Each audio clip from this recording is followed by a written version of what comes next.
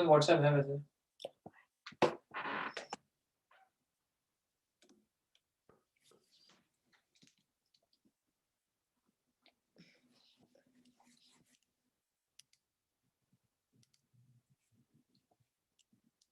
WhatsApp है वैसे.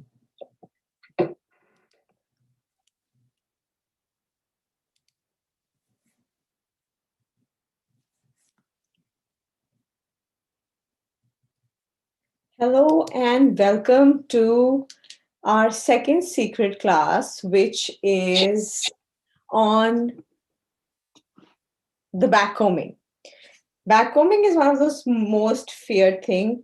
So hi everyone on Instagram and YouTube and ISSE. Today we are going to talk about backcombing. But before that, I have a few members who just attended me from the balloon.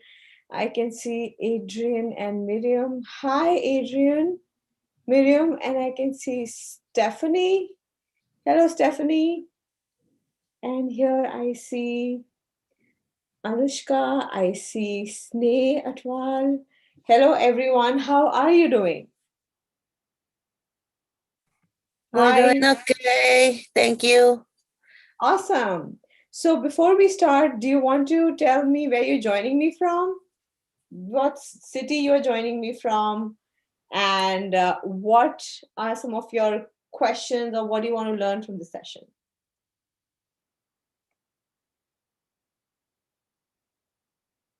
So anything that you have at all to share with me, Adrian, Miriam, or Stephanie?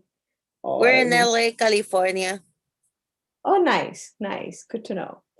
So what do you want to learn in today's session? Do you have any expectations or any questions that you want me to answer or just do my jam?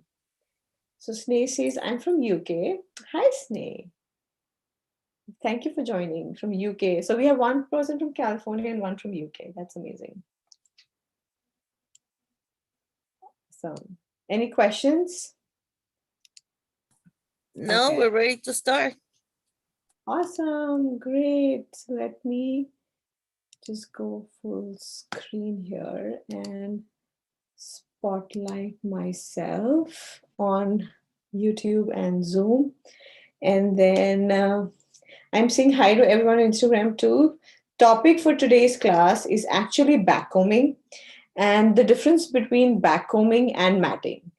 So what we will do in today's session is actually demonstrate some of the backcombing techniques that I have been using to create volume on top or height without using pins, because sometimes not all clients want that, how to remove that backcombing, and then how to use backcombing to create different shapes. Okay, so let's get started. Let me get my things up. Okay, so I will just move this chair away and bring in my mannequin, just right here. Okay, so this is my mannequin. So the first thing that we will be learning today is going to be how do we actually create volume or height on the top. For that, I would want you to be ready with some tail comb, and then if you have a dummy or a mannequin head, it's good because then I like it to be a good practice. Okay, so the first thing that I do, oops, dopsy. Okay, so the first thing I do when I'm backcombing, can everyone see me on the screen, on this screen, and on this screen? Am I visible? Is it good? Or do you want me to change the angle in any way? Awesome. You cannot see the whole, You can, so I can just raise this. Wait. Let me try to raise this girl a little bit then. There you go. That's perfect. Awesome. Yeah, just put everything that you want me to do. Just let me know. I don't realize sometimes I'm on multiple screens. Cool. So the first thing so this is how the mannequin looks. Okay. I can see you. Hello, Alicia. Hello, Alicia, ma'am. That's by Nisha. Hi, Nisha. So this is how the mannequin looks before we start. This mannequin is actually also on the ISSC platform, and she is a 12-inch mannequin. And the reason I am practicing on her is because this is really difficult to create volume with. And if you're able to create volume in these kind of mannequins, then you're pretty good in creating volume with human hair. Okay. So the first thing that I would do for a little bit of volume on top. So clients who want just some volume on top, I'm going to section out that section first, and then I'm going to show you what exactly my section looks like.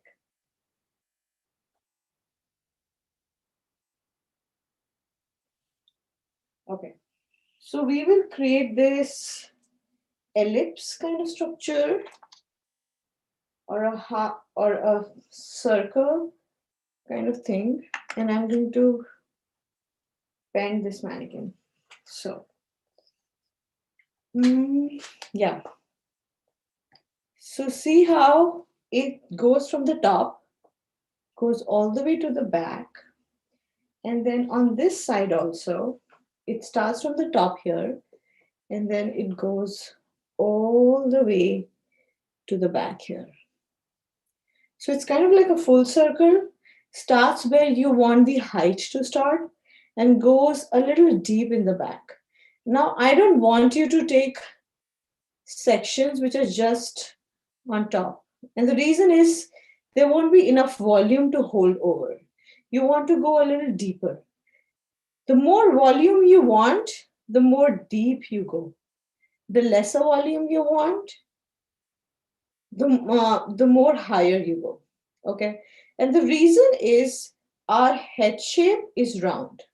So when we just do on top and we don't do anything here, nothing is supporting the backcombing and it falls off.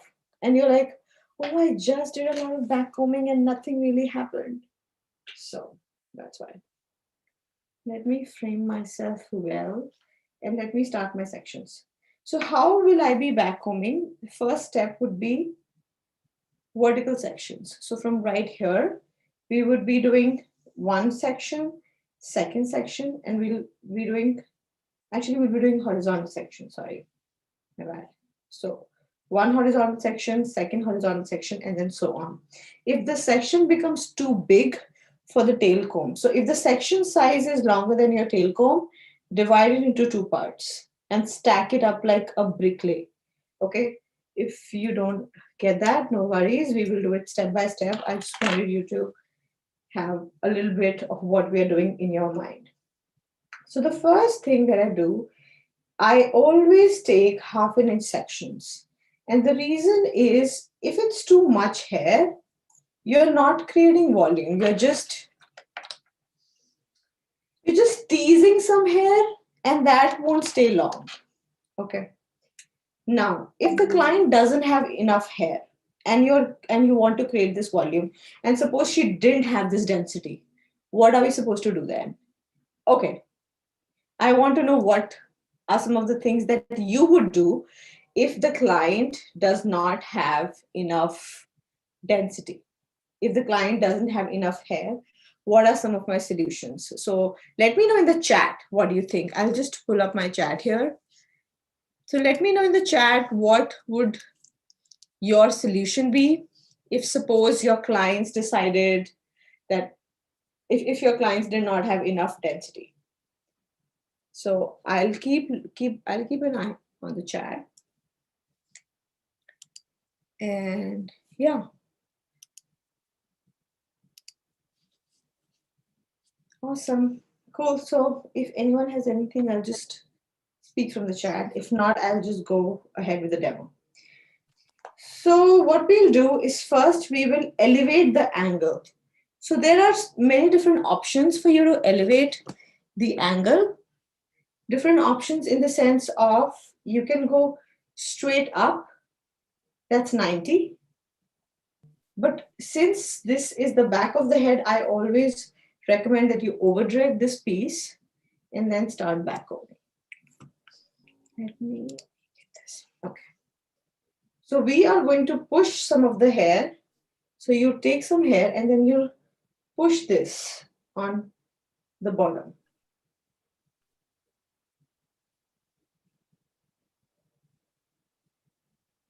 So this section needs to be a lot of backcombing, and the reason is this is the foundation section.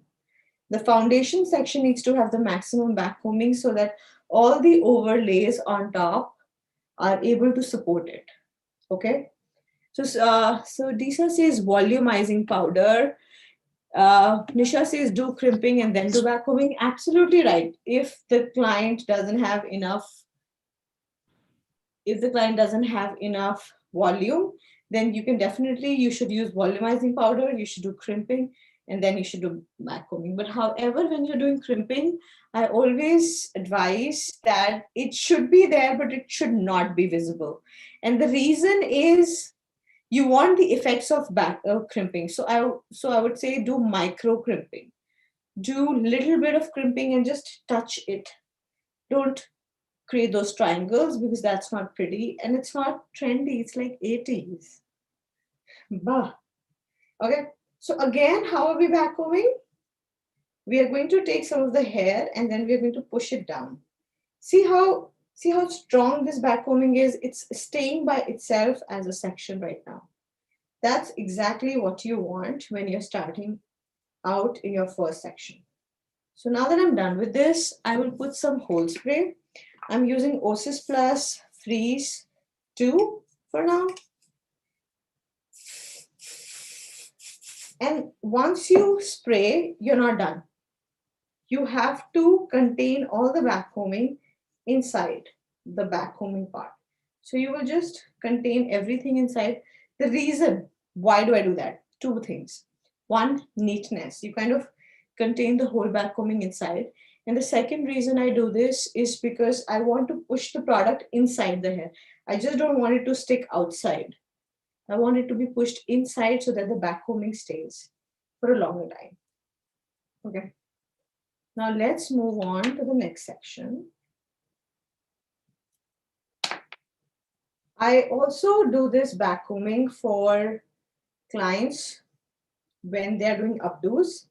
And I do this for clients who just want some curls in the end, but then they want backcombing or their top part is too flat. So this is more also a correction sometimes for people who have flat head on top. Okay. Now, how not to do backcombing? Okay. You know sometimes how someone has backcombing and then you can see their you can see like a net structure or you can see like a high structure inside. That's not what you want. That's like matting. So this is not backcombing. This is matting. When you do this mess, and I see this all the time when people try to create buns or people try to create different loops. This is no volume. This hair will immediately fall down when the next section comes on top, and this will only make the client angry. So this is called matting. You don't want matting at all. So backcombing is not just pushing any hair. Backcombing is pushing the hair near the roots to create volume without creating mess. I know it's like a lot of things, like you're saying, take the hair, take it down, make it voluminous, but don't create a mess. But it's something that you can do. So one thing that really helps me or helped me when I was learning backcombing was keeping this section straight. Like my left hand, I'm a right-handed person, so I hold my section from left hand. If you're a left-handed person, you would probably hold this with your right hand and then backcomb with your left.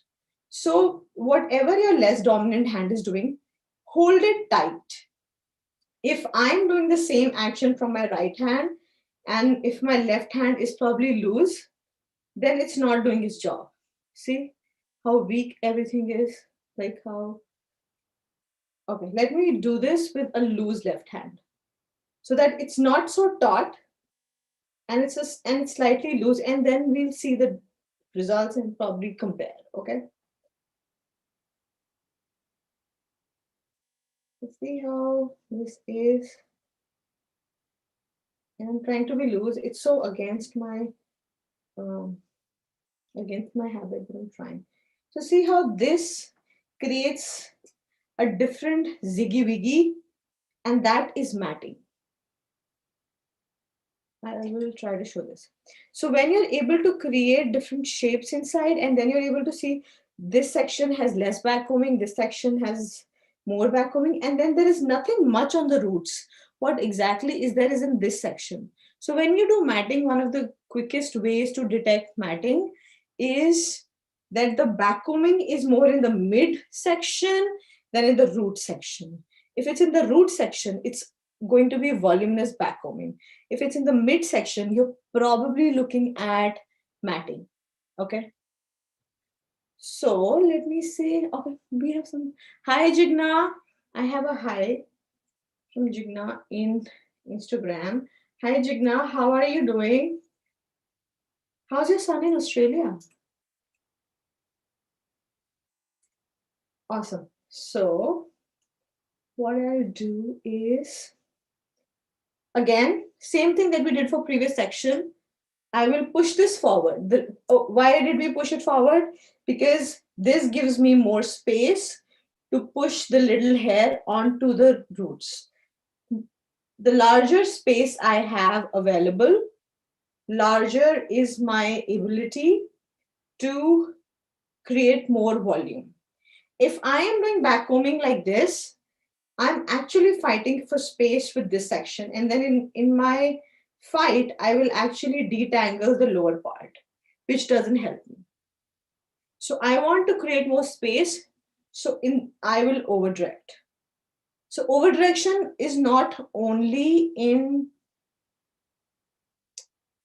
hair cutting, it's also in styling. Okay. So I will just go forward. I'm going to put this section ahead. Okay. So again, let me just backcomb this. So what I did was I will backcomb it now and make sure that it's really going on to the roots. I'll actually tell you a very funny story regarding backcombing, and somehow it just struck me right now. When I was doing backcombing for Shreya Ghoshal, who's actually a playback singer, and I did her backcombing for her concert. I didn't know that she was going to carry that poof or that bouffant for the entire show in Seattle, and then the next day her show was in Chicago. So she carried the exact backcombing that I did for her, and she has like 21.5 million followers on IG, and the audience size was like 2,000, and it was crazy. So when I did her backcombing, and I said, "Okay, you're done," since she's like people on stage know how to check it, she actually went into her backcombing and she kind of like moved the whole thing with her hand and felt all the roots, and then she was like, ah, it's good, yeah, it'll stay. So she did her entire concert in Seattle, she did her entire concert in Chicago, and then she obviously had her flight in between, and it was all good for her. So backcombing can really be very long lasting if done properly. So now my section size has started increasing from my third or fourth section. So when the section size is too long, it could be that you have tiny hands like me, which is totally fine. Or it could be that the size of your comb is smaller or larger, or it's just too much to control. In that case, I always say divide it into two parts, and probably when you have more sections ahead, do a bricklay so that people can't tell that this was the left hand side, this was the right hand side. When you're doing bricklaying, all your parts are kind of like hidden. Okay, that's one option. Another option is when your section size is too big. So, for example, when the client has flat sides, right? So she has a nice head shape, okay? She has like perfect head shape because she's a mannequin. But for clients, when they have a flat head shape on the sides, you probably want to backcomb some of this also because they just have conical head. And when you do that, then this is something that you can try doing next time. Over direct, number one, and then backcomb in the center first so that you have a structure to work with. Okay, backcomb in the center, and then move this piece, just comb from mid strands to end and move on one side. So I have moved this on left, move this on left, and now backcomb on this side. Focus on this part now. First, we were focusing on the center. Now we will focus on the left because the direction of my strand is left. So I will create volume here. Again, I will hold this tight. See how taut it is because I am backcombing and then I'm pushing everything to the root. Again, do this on this side, on the right hand side, so that you're creating an equal volume. Otherwise, the backcombing sometimes turns out that there is more volume on the left, less volume on the right. And I will just move myself to this.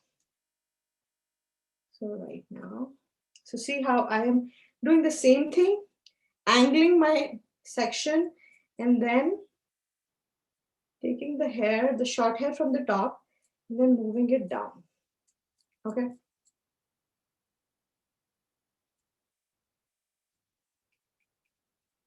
Coming back in the center and seeing that everything is nice and uniform. Hold spray. Push the hold spray inside. And then comb it out. So this is my section till now. Then I can keep doing it and then we'll see the. So if your client wants some backcombing, a little height, this is probably a good point for you to start decreasing the amount of backcombing. Okay, so I will take another section this away. Does anyone have questions? If you have any question, feel free to throw that in the chat. I would be more than happy to talk about it. So again, now this is right on top. So 90 degrees out on top. And we will backcomb first the middle part, remember?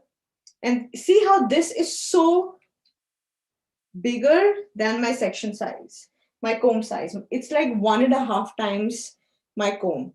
So same thing like I told you, we are going with approach number 2, which is moving the sections left and right, like dancing along with it.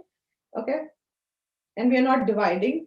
Or your option number 1 was divide it into 2 parts and then bricklay it in such a way that people can't see. Okay. So again, I'm going to backcomb this in the center. And the reason I'm saying, and the reason I focus a lot on backcombing is I feel it's an underdog. I call it backcombing as the underdog of hairstyling because people feel like, oh God, backcombing is so easy. What's the whole thing? But then clients are so upset when you do backcombing for them. They're like, oh, it's so difficult to remove. My hair will fall. Don't do backcombing. Can you not do backcombing and probably do my style? That's what clients say. And the reason is because it's probably matting more than backcombing, which is a mess to remove. And then the second reason is it doesn't really do its job. People, you can see the beehive through it, which is not a good thing, good presentation. And the third thing that happens is we don't educate our clients on how to remove the backcombing. I mean, we definitely want to do the service, but I feel like one thing that makes backcombing not a great idea Yes. for people or for clients to prefer backcombing is because it's so hard for them to remove. So we have someone. I guess. It's so hard for them. Okay. So hi Debbie, I see that you joined us, and I see Laurie. Hi Laurie. And then here I see Trina, MD Show, and Ina, and Ida, and Shilpa, and Laika. Hi everyone. Thank you so much for joining. So again, continuing with the backcombing, I'm going to shift this on this one side and then start backcombing. Like I said, the section size is big, so I will make sure that it's being backcombed well.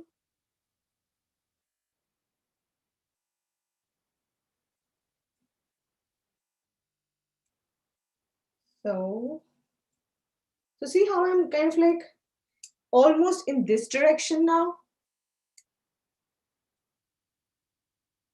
And then comb and move, comb and move, comb and move to the center, comb and move to the right. Don't comb all the way from the roots. Then you're removing your backcombing. You don't want that. Comb just from mid strands to ends. Okay. And this is the fastest way to do backcombing. Trust me, when I did my competitions, I sometimes used to have like 15, 20, 30 minutes, depending on the competition category. And this was my go-to technique for creating amazing heights. You can see some of the backcombings that I have done on probably social or on my profile on the ISSE, and you can see, so see how much backcombing it is. And you're like, this is too much Dolly Parton. If this is too much Dolly Parton, don't worry, because as soon as we will brush it down, we will marry the sections and we'll have this section come on top of this. It won't look like a lot. It won't look like Dolly Parton at all, because the weight of this section will weigh it down. The second thing that will weigh your backcombing down is the oil, the natural oil that client secretes or our scalp secretes. So don't worry on, something weighing it down. Again, you will take horizontal sections. This is probably going to be my third last section, I believe. Any questions so far in the chat? Just buzz me if I go into my Zen zone, which is pretty common for me when I'm working on clients or sometimes on a new style or designing something new. It happens with me a lot that I just zone out into my zombie self because I just start enjoying it, and it just becomes difficult to talk, because when you're in that creation mode, when you're in that Zen mode, when you start talking to hair, that's when you know, like, you are silent. It happened with me once in a beauty school. I was doing a demo and I just started talking to hair in my head, and I was not telling them instruction. They were like, Elisha, what's wrong with you today? You're not talking to us. I'm like, oh, I just didn't realize I was talking to hair more than anyone. It's just I feel your love for what you do. Okay. So one thing that I do after I have backcombed is I push the backcombing towards the roots. Okay. And then once I've done the spray and I've pushed the products over, what I want you to do, especially with the top sections, is spread it. So it was like this, the one tiny thing. And then I want you to spread it.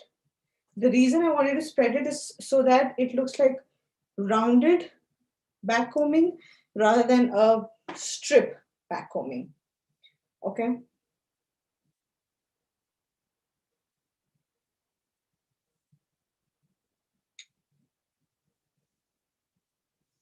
Then I'm going to probably take my second last section here. This is too thick, so I'm going to divide it into two parts. And this one probably will not have so much backcombing. So this part will be Okay, so here's a little secret trick that I feel I will forget. When I back home the top pieces or the top sections, I don't push my comb inside too much. You can't see the other part of my comb. What you do see though is just me skimming the surface so that there's backcombing on this side, but there is no backcombing on this side. Now that's something that you need to learn for your top backcombing or for the backcombing that you're doing on top of your bun. And the reason is you want it to look neat. You don't want your backcombing to look messy. So the cover of the backcombing needs to have backcombing on one side, but that should not be visible on the other side. That's what makes it looks neat, and that's where you're like, oh my god, does this have backcombing or is it hair padding? Right? So if you have those questions, then watch out this step. This step probably might just help you a lot. So I probably have to do this again since I was talking too much. And then when you talk, what happens is it just parted itself from the center. And when it parted itself from the center, then it doesn't help me to for it to be a good overlay. Okay. So I'll take this section again. I will make sure that it's symmetrical from both sides. And then I'll just back home a little bit here.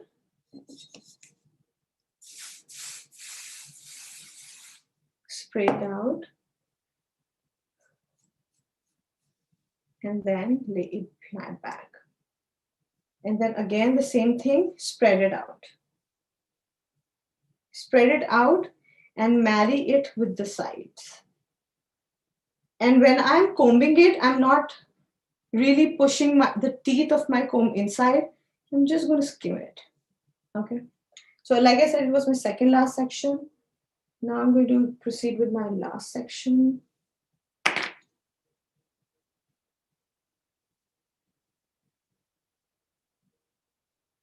So what should be a good backcombing size? None of you asked me this important question. Now I would like to ask you this question. What should be a good backcombing size for different clients? How do you decide how much to backcomb, or what should be like, do you take standard sections or do you customize the sections? And if you do customize the sections, what are some of your thinking points? Let me just say, what are your thinking points when you're backcombing? So see how I just backcombed on one side, but it won't really be visible on the other side. And this one, I will spray just a little bit. Make sure that it's pushed inside and then back. And then spread. So yeah, tell me what do you think are some good thinking points when we are actually taking out the sections for backcombing? What are some good thinking points according to you?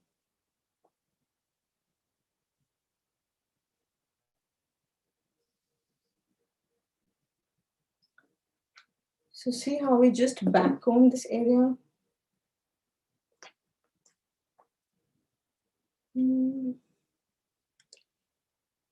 So I will move this here. Is this a better angle? Okay. So now we have the backcombing on top. And we have this. We did not do anything on the sides. So this is pretty flat. If you want, based on the style that you're doing, you can marry this two sections. You can curl the section up, and if it's an open style, then that's how it can roll. And see how it looks beautiful, elevated. It has backcombing on the top. It looks pretty neat. I'm going to bring this close so that you can see. In the ends could be your curls, your waves, whatever you wanted to do. You'll probably do that before backcombing. And then see how it's kind of like symmetrical on both sides. And there isn't really a hole or a gap between your backcombing and then your plain section, right?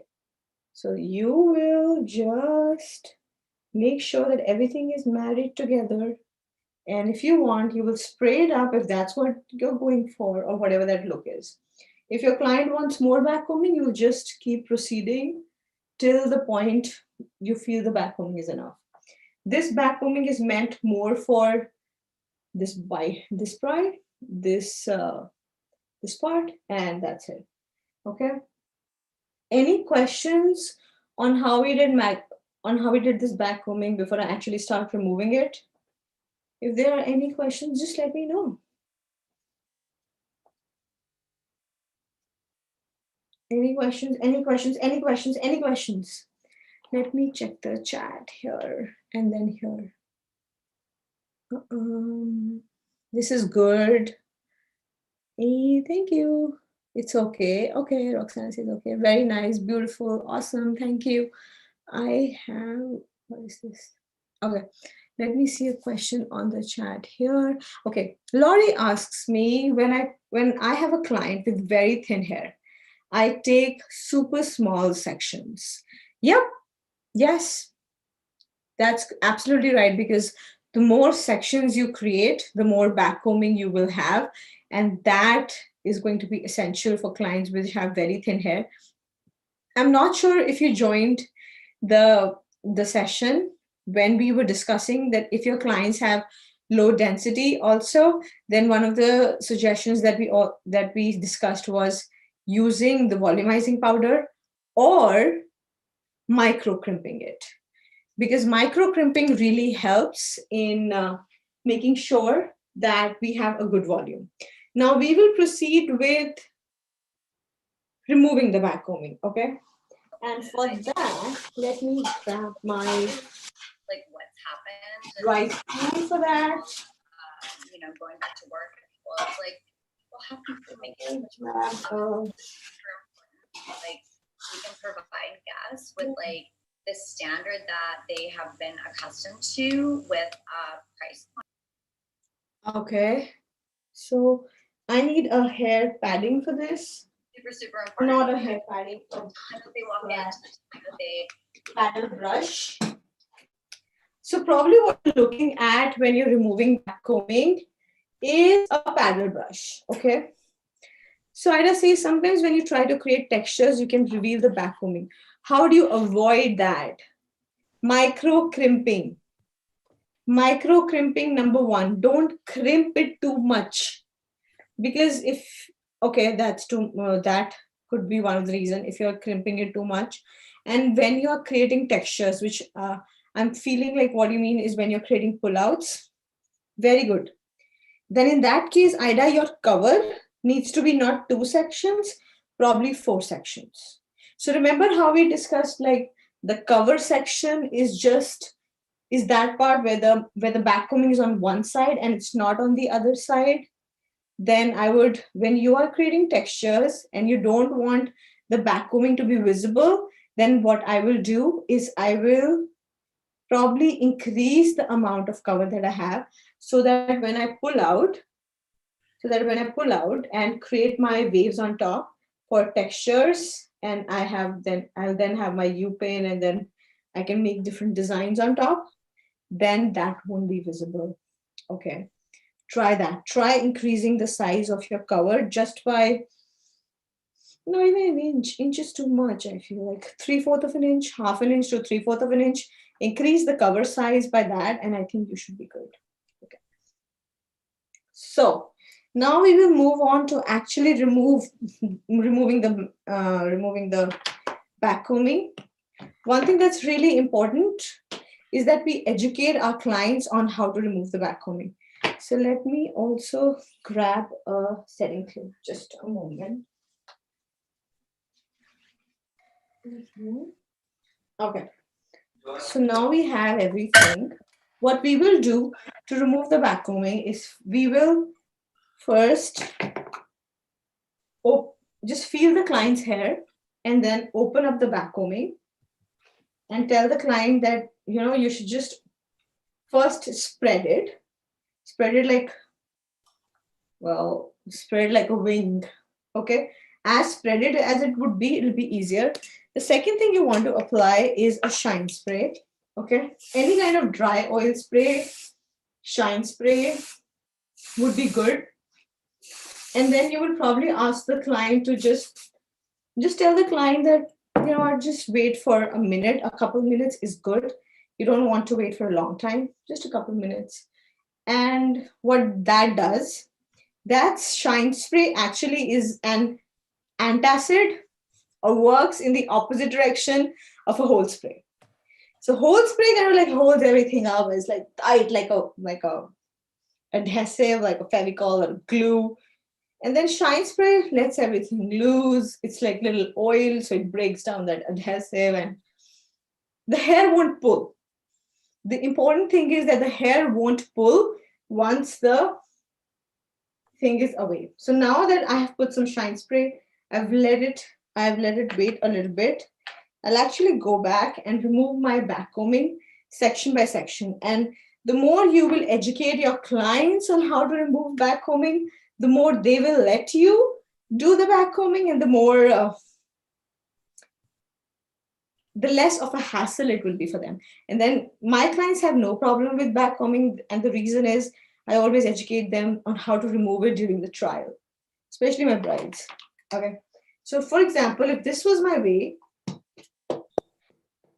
pat, and then walk away. Pat. I'm not going to try to brush everything out from the roots. No, remember how we detangle? It's from the ends, then the mid strands, and then the roots. For backcombing, the way it works is you just pat. That's it. You pat. Because as soon as you start patting, the backcombing starts loosening out. It starts to loosen out, and then it becomes easier for you to remove. You just go in near the roots. Again, see how I'm going near the roots? I changed my angle from horizontal to vertical just so that I could be closer to the roots. Okay, and you really want to push this section away. You really don't want this section to be disturbing you when you're removing backcombing in this section.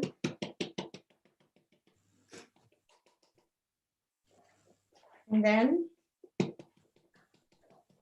once you're done with pat, just take it down. Pat.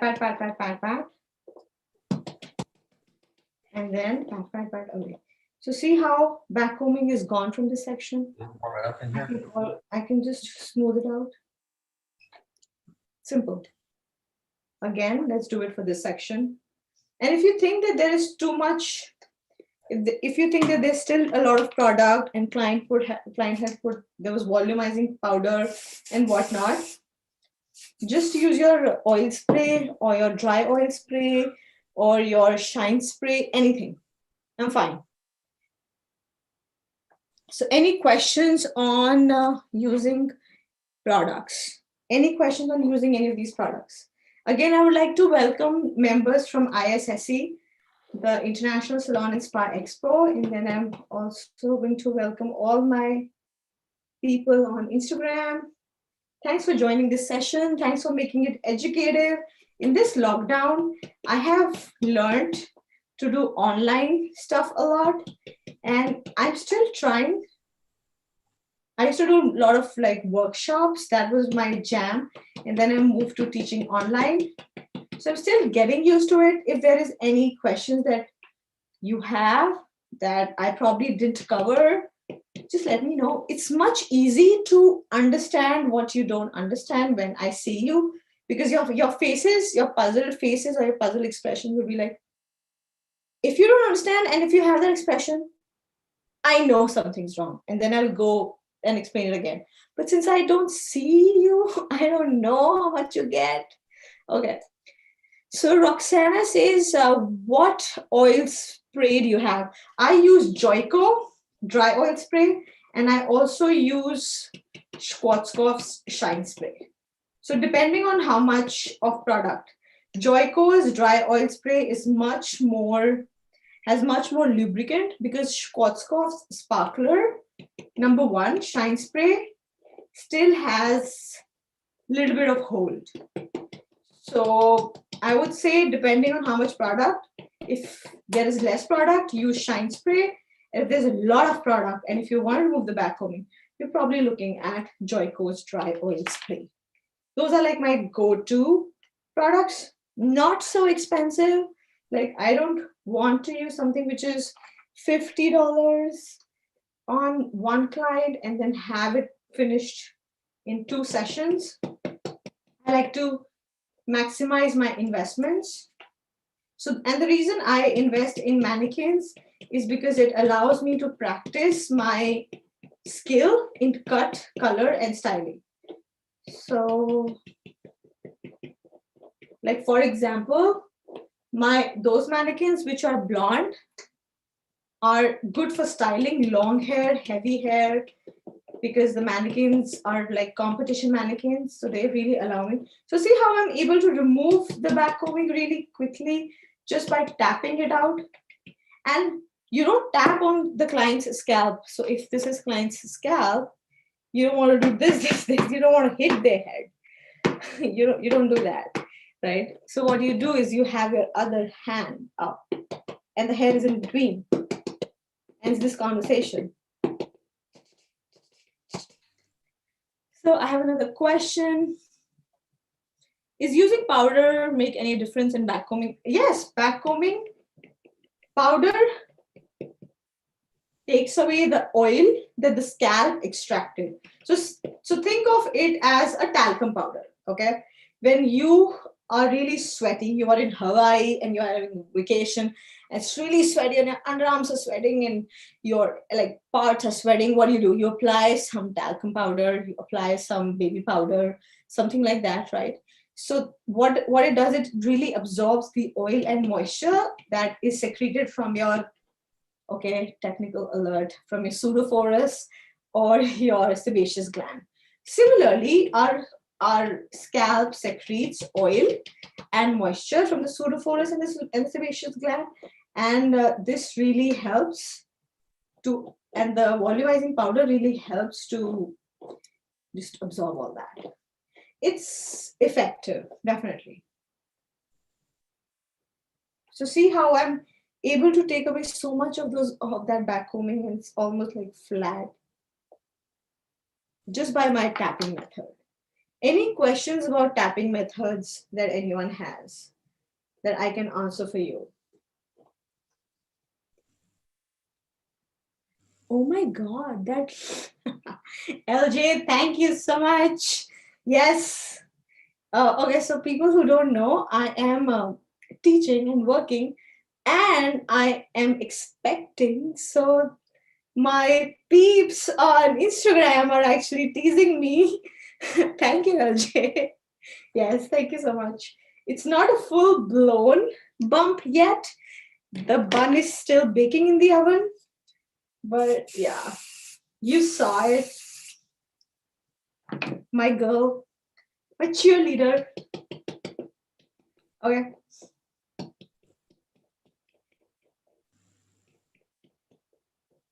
Any question anyone has, or anything that you want to share? Any particular story that happened with you when you were trying to do backcombing for a client, or any fun fact? I'm open for that. Thank you so much. Thank you so much, LJ. So my friend LJ on Instagram says, a real queen, no tease. You look amazing. Thank you so much. I just want my audience on ISSE also to know, and YouTube also to know what you're saying, LJ. LJ is amazing. She coaches women a lot on endometriosis, which is an essential thing which happens with us as ladies. We have so many hormones going on at different points in our life. So yeah. So see how I'm just tugging in my hand inside, and then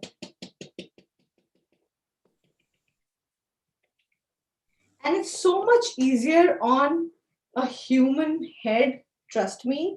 The reason is human, it's just more capable of more shapes. Mannequins are not capable of so much shapes. And that's why I like mannequins. It's tougher to work on. It trains you for the thickest, strongest hair type. So that when you are rolling on to a client, you're like, I am cool. This took me 10 minutes. Yeah.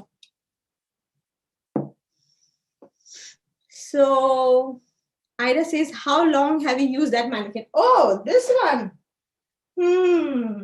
How long have you been with Miss Via? Cool. 1.5 years. Yes, she's been out of the box 1.5 years roughly. I probably would say before quarantine in 2020. Yeah, so like 2019 end when I was doing my workshop. Yes. So 1.5 years is how old this mannequin is. And it still has a lot of hair. Yeah, I know. Yes. Well, if you know how to take care of your mannequins, they're really worth for money because then they let you practice, they let you have a good skill, and you're able to create a good portfolio for your clients to choose from. Sometimes clients don't even know what you're capable of doing, so they show you pictures which are easy because they're like, you remember how we go to a restaurant and we say, and we ask them, so what is your favorite? We ask the waitress or the waiter or the server, what's your favorite? And then whatever they say is their favorite, you generally tend to order that because you want to have something nice. That's what brides do. They give us pictures what they think we are capable of. And if we don't show them our skills, they don't really know that we can do it. Okay. Okay. Roxana asked me, how are you feeling? You look perfect. I'm feeling good. Thank you so much for asking. I do have my swollen feet during the evening. That's a recent development, Roxana. And you know, all those hormones which do come to you. So my husband has been very kind. And I think you need someone to help you with your hormones in this part or in this phase of life. But apart from that, I'm really good. Ida says, I think I'm being aggressive with my mannequin. It sounds that the hair is falling out very quickly. Yes, don't be so aggressive with your mannequin because if you will be aggressive, then definitely the hair starts to fall off very easily. So see how I'm able to take away the mannequin really like fast.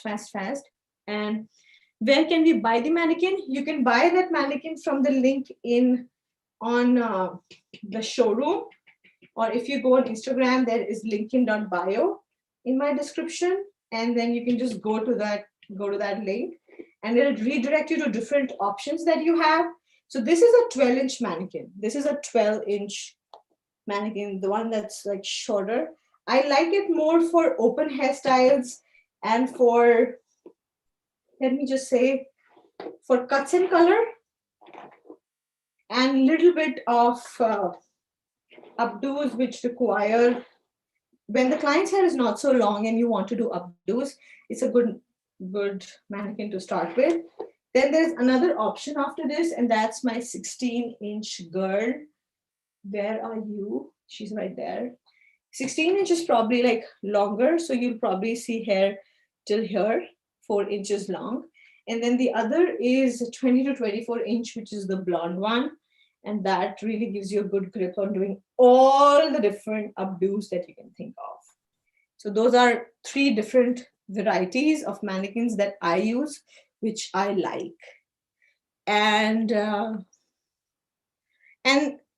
the reason I suggest you to have good mannequins is because, so why don't I prefer mannequins which have no shoulder? Okay, that's a question that I'm often asked, that Alicia, why should we not buy 3 mannequins which are worth, like $60-70? You probably have 3 mannequins in 180 or 200 versus you have just one of them. The reason is this looks so much more professional. When I take my headshots of my mannequin, I generally place it against this white background that you see here. And when I'm taking my pictures in this angle, it actually helps me to present my mannequin, and she can wear a coat or a cape, looks like a real person, so the client can actually relate more.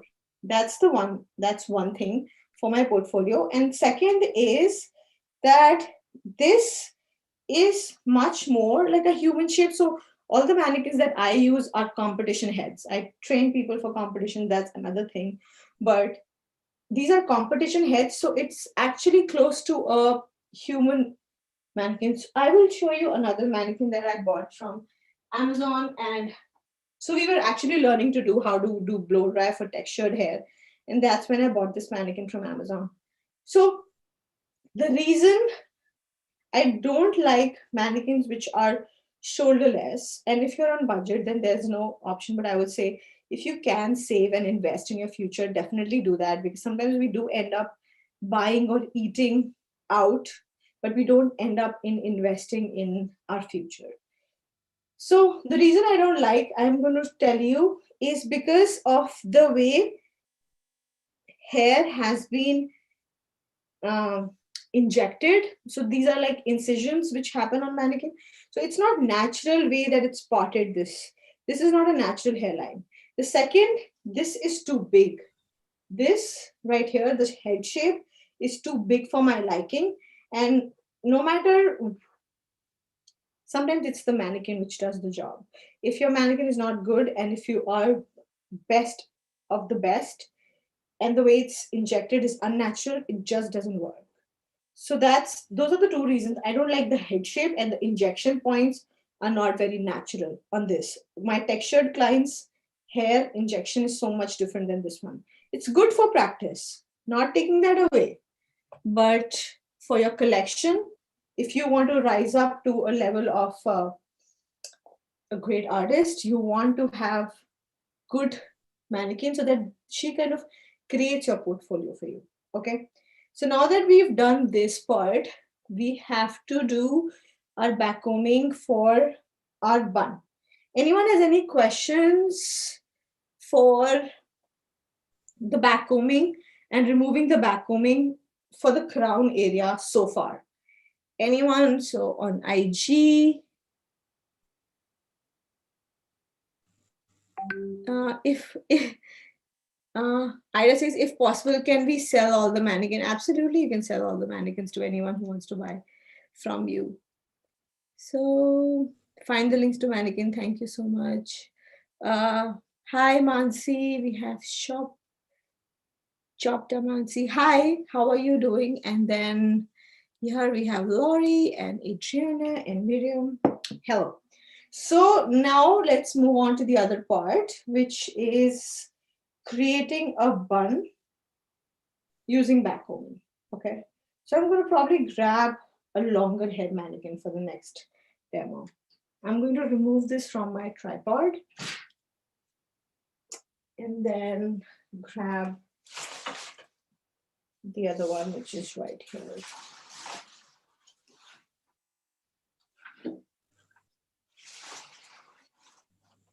So you can meet my DJ for the night. So I was actually creating a different look, and that's why you see all those different donuts.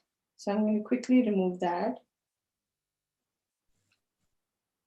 I keep creating different looks based on, this was more of a avant-garde look for a fashion show that I am creating. I'm still under the process. I still haven't finished my creation. I have to come up with new designs and new techniques every time, because if you copy, you get disqualified. That's something that happens in competition world. So I'm just going to quickly remove all of this.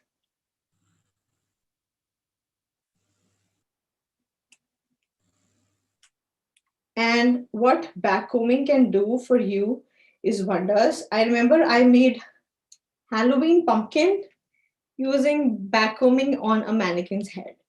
So if you want, we can also do more Q&As on backcombing on the crown area and probably take this topic of creating volume tomorrow if it's too much information for you today. Because I always want you to be able to practice what I teach. It's not only me. So when I practice it by myself, and it's becoming, and it just adds on to my practice. It improves my skill set. But when you practice, that's when you actually learn. So would you like to actually do what we learned today and come with questions tomorrow, and then we can learn to move to the second part of backcombing, which is creating different buns or different shapes.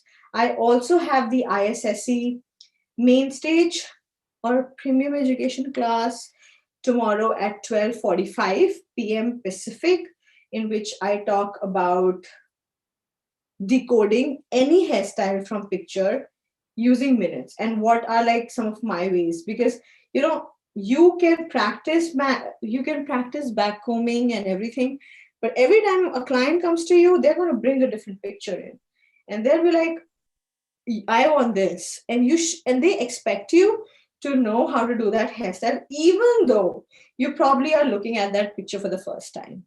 So if that's something that you want to get better at, then watch out for that session tomorrow at 12:45 p.m. Pacific, in which I'll be sharing with you how do I think and what all techniques we have tried so that we're able to not only recreate those images but actually customize, because I feel long gone is the time of cookie cutter approach where you do one thing on one person and then you do the same thing on the other person. That is not going to make you client magnet. You want to customize every look for your client so that they're leaving you reviews and booking you automatically, and you are like an instant sell in your area. Feeling better, sweetheart? Feeling better? I'm sure she can smile.